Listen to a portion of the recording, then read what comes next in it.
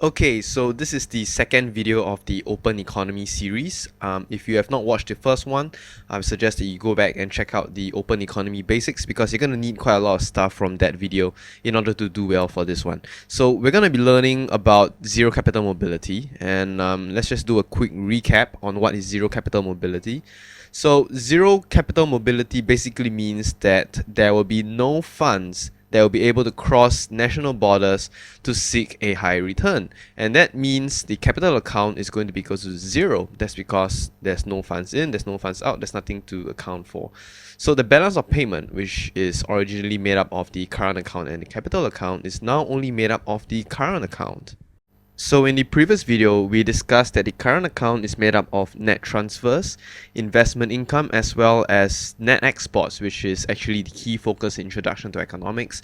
So at equilibrium, what you need to know is that the balance of payment, which is the current account, which is also the net exports, should be equal to zero. So if I'm going to plot a graph with the net exports on the vertical axis and time on the horizontal axis, what can happen is that my net exports might be in the positive region because I have a scenario whereby my exports are more than my imports. So my exports can be more than my imports because obviously either my exports have increased or the amount of imports has decreased. And the amount of net exports can also fall to a final equilibrium of zero when my exports somehow become lesser than my imports, which is caused by a fall in exports or an increase in the imports. At the same time, my net exports can also be in the negative region. So when we start from zero, we go into the negative region when our exports is less than our imports, and this is caused by either a decrease in exports or an increase in imports. So to get back to the final equilibrium of net exports equals to zero, my exports would have to be more than my imports, so this can be caused by either an increase in exports or a decrease in imports. We now turn our attention to the aggregate expenditure function, which is going to affect your IS curve, so you got to know this pretty well. So what's going to happen to your aggregate expenditure function is you're going to add on exports and we're going to add on imports. We're not going to exactly add on imports, we're going to deduct imports from the AE function actually. So this is what your exports functions look like. So it's actually a function of the real exchange rate. So if you don't understand what the real exchange rate is, please watch the previous video. So X naught over here is simply a sensitivity of exports to the real exchange rate. So how much do exports increase given a change in the real exchange rate? So what you need to know is that the exports and the amount of exports and the real exchange rate actually have a positive relationship. You see, when my real exchange rate is going to increase, which is actually a real depreciation of the domestic currency, domestic goods and services become cheaper.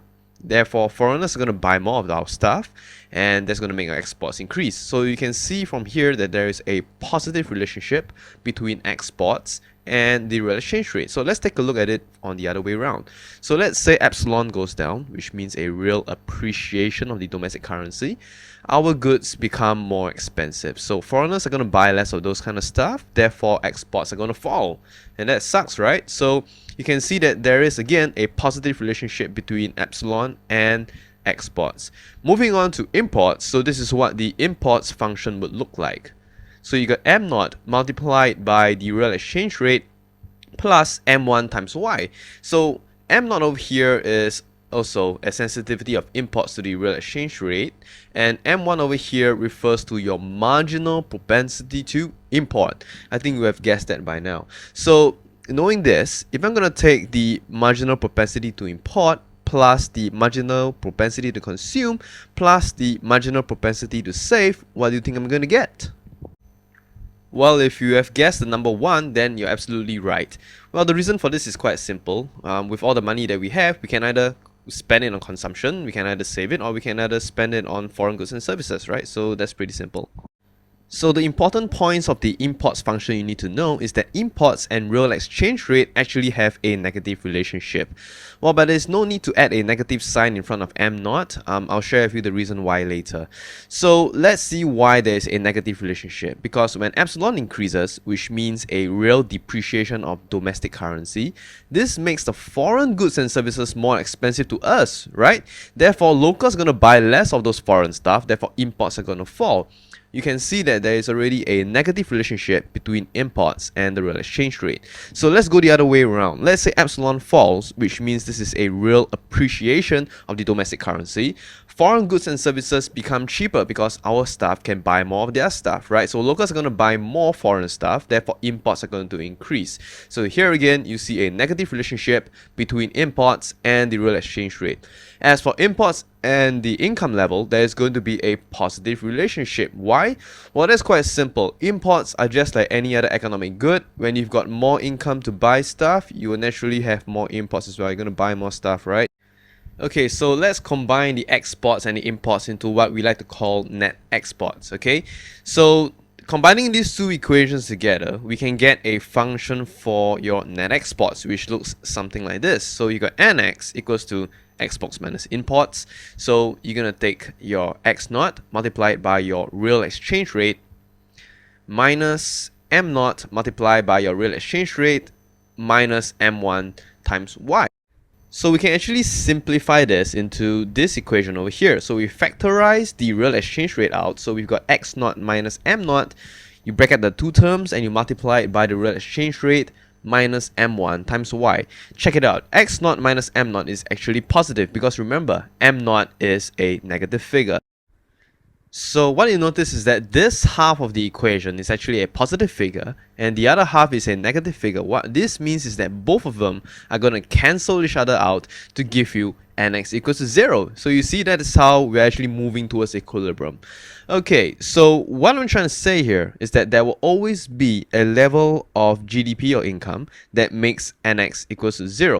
So let's say we've got too much exports, there will be some mechanism that causes the income level to increase, causing the amount of imports to increase as well, cancelling the excessive amount of exports to give you NX equals to 0. And it works for the other way around when exports are too little as well. The GDP will somehow fall so that imports will fall, cancelling out the deficit for the exports, giving you again NX equals to 0. Alright, let's take a look at the net exports function in greater detail. What you should notice is that between net exports and your real exchange rate, there should be a positive relationship between these two variables. So let's check out why this is the case. Now, when epsilon increases, which means there is a real depreciation, and what happens is that exports would increase and imports would fall. So looking at your net exports, which is X minus M, exports increase, imports fall, that gives you an increase in your net exports.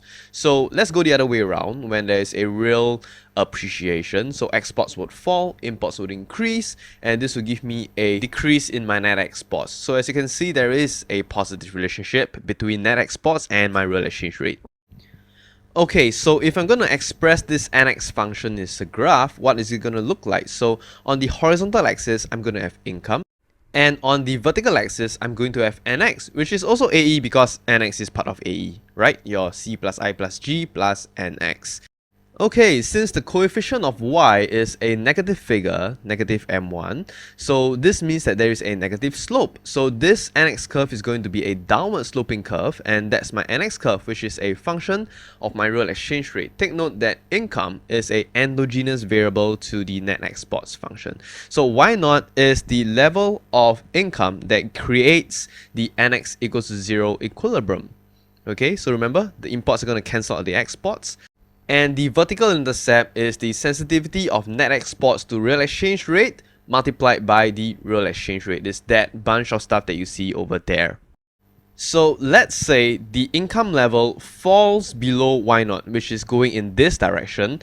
So what happens is that when my income falls, my imports are going to fall, therefore my NX is more than 0. I am in a current account surplus. So if my income were to increase, causing my imports to increase, then my net exports will be less than 0. It is in a deficit.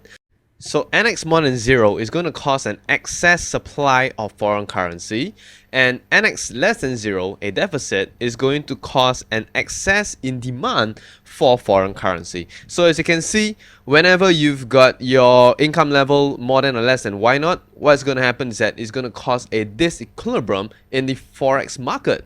So your exchange rates are going to change, right? Especially your nominal exchange rate actually, which causes a change in the real exchange rate, and this is going to cause the NX curve to shift.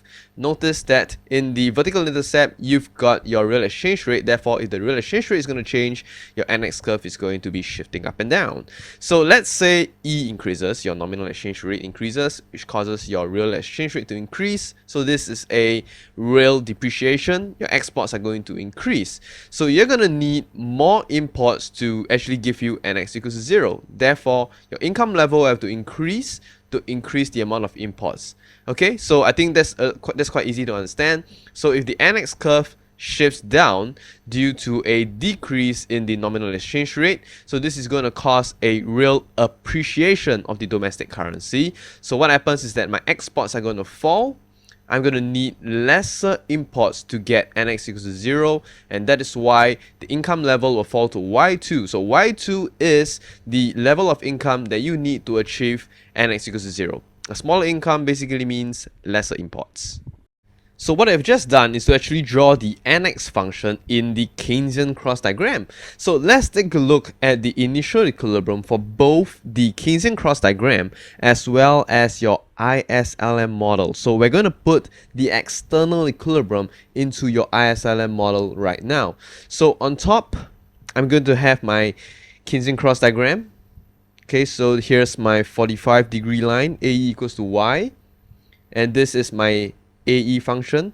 It's a function of interest rates and your real exchange rate because I'm adding in NX into the AE function right now. So equilibrium gives me point A, income level is Y naught. Okay, so here's what my IS curve is going to look like. It will be a function of the real exchange rate. Take note that the IS curve was derived from the AE function. That's why whatever affects the AE curve, like your real exchange rate, will be included inside the IS curve as well. Okay, so I'm going to add in my NX line. Okay, so this is NX line, which is a function of the real exchange rate. Okay, so it is at equilibrium at that point where income is Y naught. So I'm going to add a vertical line into the ISLM model, and it's going to cut right through point A. So this is a vertical line because there is only one level of income that there is external equilibrium. And when I say external equilibrium, it basically means NX equals to 0. Okay, so it's an equilibrium in the open economy. So at this point of time, Y naught is the only level of income that gives you NX equals to 0. Okay, so that is the initial equilibrium. So let's take a look at the ISLM plus NX line in further detail. Okay, so let's go through some of the dynamics.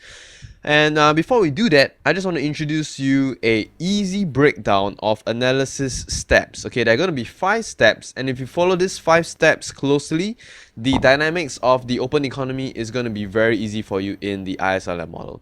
So the first step, after you apply any economic disturbance, there's going to be a change in the income level. So the income level can either go up or go down, depending on whether your IS curve is going to shift left or right, your LM curve shifting up and down. So the income level is going to affect the amount of imports. So that is step 2. You identify whether your imports increase or decrease. So if income goes up, then imports would go up. And if income goes down, then imports would go down.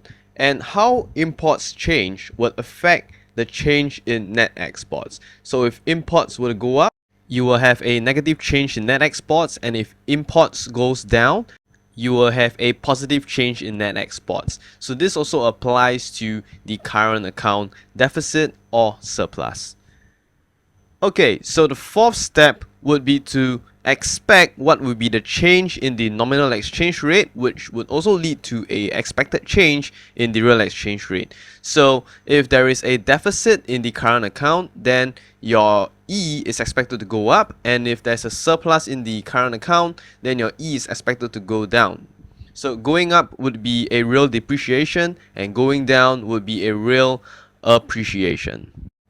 Okay, so that brings us to the last step, which is step number 5. You now have to check out what is the exchange rate policy.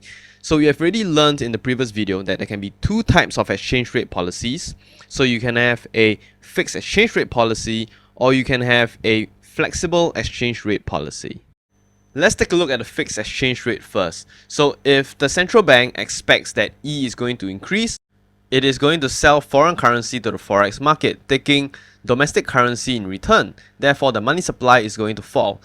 And if the central bank expects E to fall, it is going to go to the forex market and it is going to buy foreign currency in exchange for domestic currency. So therefore, the nominal money supply is going to increase. So this will cause the LM curve to shift either up and down, depending on whether the change in the nominal money supply goes down or goes up.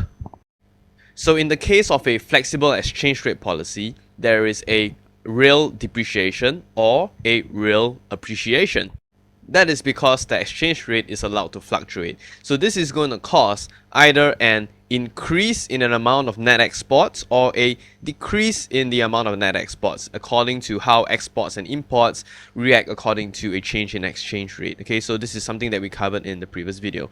So depending on whether it goes up or goes down, there will be a shift of the IS curve to the right if NX increases or to the left if NX falls. So some of you might be wondering, over here in step 3, there was a change in the net exports, right? But why is it there is no shift of the NX curve? Well, that is because this change in net exports is actually caused by an endogenous variable, which is the change in income. Income is on the horizontal axis of the ISLM model and the Keynesian cross diagram, therefore it is within the model, it is an endogenous variable.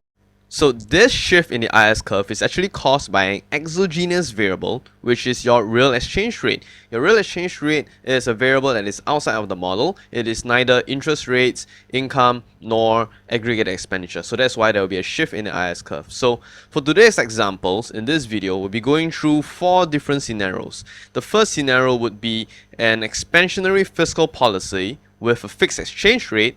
The second one would be a contractionary fiscal policy with a flexible exchange rate policy. The third one would be a expansionary monetary policy with a fixed exchange rate policy. And lastly, we're going to be talking about a contractionary monetary policy with a flexible exchange rate policy. Okay, so now let's take a look at the first scenario, which is the expansionary fiscal policy with fixed exchange rate. Okay, so let me just establish the initial equilibrium in the Keynesian cross diagram as well as your ISLM diagram. Notice that now your AE function and your IS function will be affected by the real exchange rate. So I'm going to add in my net exports line on the Keynesian cross as well as the ISLM model. Okay, so the NX line again is a vertical straight line that cuts through the initial equilibrium of the ISLM model. So I need you to focus on the ISLM model instead. The Keynesian cross diagram serves just as a guide, okay? So we can at least see what is going on in the background when the ISLM is shifting. So let's say there's an increase in the government spending, which causes an increase in AE. Therefore, your IS curve is going to shift to the right, just like this. Notice that the real exchange rate is still the same. So after the crowding out effect, I will be at point B. Okay, so there is a new level of income, that is Y1. Interest rates have risen. The AE curve is supposed to shift up, and this AE curve corresponds to the new interest rate level of I1. Okay, so now that income has increased, imports will increase. Therefore, the change in net exports is negative, causing a deficit in the current account. Take note that the IS curve does not shift to the left due to the change in the net exports, because this change in net exports is caused by income, which is an endogenous variable. So in this case, your nominal exchange rate is expected to increase. If you don't understand why, take a look at this forex market over here.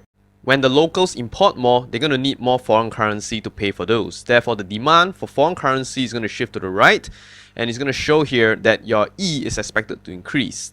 So we know that this is a fixed exchange rate policy. Therefore, for the central bank to keep E constant, it will have to increase the supply for foreign currency. And it does so by selling foreign currency to the forex market, therefore increasing the supply of foreign currency. And in the process, it is going to receive domestic currency. Therefore, the money supply is going to fall, causing the real money supply to fall, and the LM curve is going to shift up until you get the equilibrium of NX equals to 0. Now, why is this the case? Well, that's because there's been no change in the real exchange rate. Therefore, there is only one level of income which gives you NX equals to 0, which is Y naught. So you're going to shift the LM curve upwards, and this is going to give you point C. You have a new LM curve. Interest rates has increased, okay, and your AE curve is going to shift back down, just to let you know. And the reason why the AE curve shifted down is very simple. It is due to an increase in the interest rates which caused a fall in the investment levels. So you have successfully reached the final equilibrium, but how do I know that this is the final equilibrium? Now take note that income has fallen, therefore my imports are going to fall, giving me a positive change in the net exports. Okay, so you've got this positive change in net exports over here, and you have this negative change. Therefore, these two changes is going to cancel out each other to give you a zero current account. So net exports went into the negative region first due to the increase in imports, and it went back up to the zero portion when the imports decreased. So that is how we have reached an internal and external equilibrium. Okay, so we have finished the first example. I don't think this was really tough. So now let's move on to the second scenario where we have a contractionary fiscal policy with flexible exchange rate policy. Okay, so I'm going to establish my initial equilibrium for the Keynesian cross as well as the ISLM model. So take note again, I need you to focus on the ISLM model and remember that the AE diagram is simply just a guide. Okay, you don't have to produce it in the exams. So contractionary fiscal policy, government spending is going to fall, AE will fall, therefore your IS curve is going to shift to the left just like this. Okay. And what you're going to have after this is you're going to have a crowding in effect. Therefore, we will end up at point B over here. Interest rates would fall. And we have a new income level. Remember that the NX equals to 0 line does not shift. Okay, so AE goes down. And this is the same interest rates of I1. Okay, so income has fallen. Therefore, imports would fall. Therefore, the change in net exports will be positive. And you will have a positive current account, a current account surplus. So E is expected to decrease. Okay, there is expected to be a nominal appreciation of the domestic currency. So why is this the case? Well, because when people are importing less and exporting more, then your supply for foreign currency is going to increase. The foreigners need more of your currency to actually buy your stuff. So in a case whereby we have a flexible exchange rate policy, the exchange rate is allowed to appreciate. So you're going to have a real appreciation over here. Okay, so there's going to be a real appreciation of domestic currency. So take note, do not move the NX line first. I know that the NX line is affected by real exchange rate, but it actually follows the ISLM equilibrium. So don't move the NX line first. Okay, just follow these steps.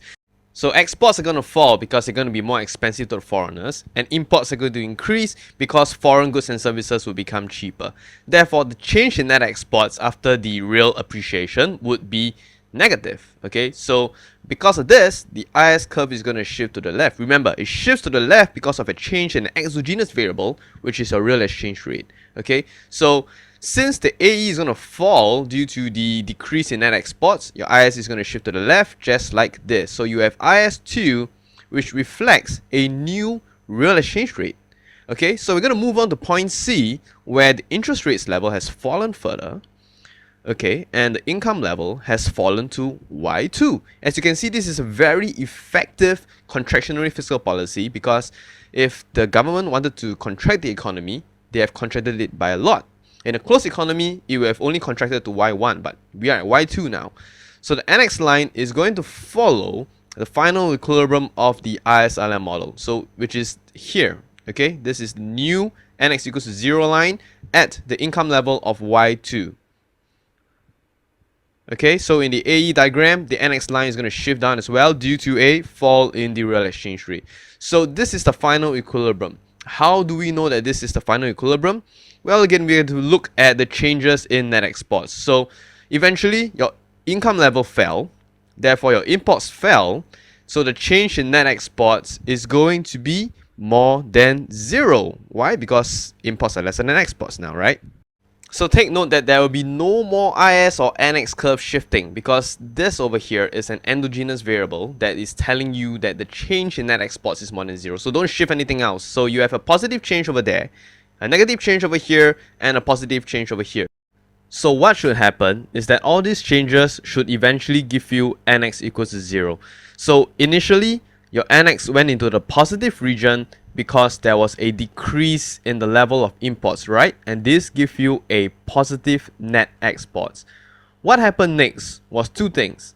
Firstly, you had a negative change in NX, which was caused by the decrease in exports and the increase in imports. And there was also a positive change in net exports due to the decrease in the amount of imports. So what we are going to do now is to explain that the negative change in net exports that was caused by the decrease in exports and increase in imports was a bigger change in the net exports than a positive one that was caused by a decrease in the imports. So that is how the NX was brought back down from the positive region into the equal to zero region. Okay, cool. So that brings us to the end of the second example. And now we move on to the third example, which is a expansionary monetary policy with a fixed exchange rate policy. Okay, this time I'm only going to be showing a ISLM model with the NX line. So just let me set up the initial equilibrium. So the central bank is going to increase the nominal supply of money, causing the real supply of money to increase. Therefore, the LM curve is going to shift down. Just like this. So we have a new LM curve, and after all this dynamics, we will end up at point B in the ISLM model. Take note, do not move the NX line first, there's no reason to do so. So income is going to increase, causing imports to increase. Therefore, the change in net exports is going to be negative, and you're going to have a deficit in the current account. Therefore, E is expected to increase. There is expected to be a nominal depreciation of the domestic currency. Let's take a look at why. So when people are importing more, they're going to need more foreign currency, right? The locals are going to need more foreign currency. Therefore, your demand curve is going to shift to the right, causing E to potentially increase. So since this is a fixed exchange rate policy, the central bank would have to increase the supply of foreign currency by selling foreign currency to the forex market. This will bring us back to E0. Okay, so the central bank is going to receive domestic currency in return for the foreign currency. Therefore, the nominal money supply is going to fall, causing the real money supply to fall. The LM curve will then shift up until NX equals to 0. So we go back to the original point. Okay, so we are back at point A. The LM curve is the same LM curve. The amount of real money supply is still the same. So there is no effect on the economy whatsoever. So income would fall back to the original level. Imports will fall as well. Therefore, the change in net exports is going to be positive. So your current account is again 0 because the two changes in net exports would have cancelled out each other, right? So first it went down and then it went up. Simple. So you see, one of the things that you should remember is that it makes no sense for a central bank to have monetary policy and keep the exchange rate fixed at the same time, because there is absolutely no effect on the economy. There's no effect on the income level, and there's also no effect on the interest rates level, so there's totally no point for them to do this. Okay, so that is a conclusion. It would be really pointless to have such a policy, a policy combination, okay? A combination of an expansionary monetary or even a contractionary monetary policy and a fixed exchange rate policy. Okay, so that was pretty simple. So we have actually completed the third example. Okay, so now we're going to move on to the last example, which is a contractionary monetary policy with flexible exchange rate policy. So again, I'm only going to be showing a ISLM model with the NX line. Okay, so it'll be easier for you to focus. Okay, so contractionary monetary policy. The central bank will reduce the nominal money supply, causing the real money supply to go down. Therefore, the LM curve is going to shift up just like this. So we have a new LM curve. After all the dynamics, I'm going to be at point B. Interest rates would rise and income would fall. So now that income has fallen, imports would fall. Therefore, the change in net exports is going to be more than 0. I now have a current account surplus. So current account surplus means that my nominal exchange rate is expected to go down or is expected to appreciate, right? So let's take a look at the graph again if you don't understand why. Since now there's more exporting, therefore there's going to be more foreign currency coming in because foreigners will need to change their foreign currency for domestic currency to buy our stuff. So E is expected to fall.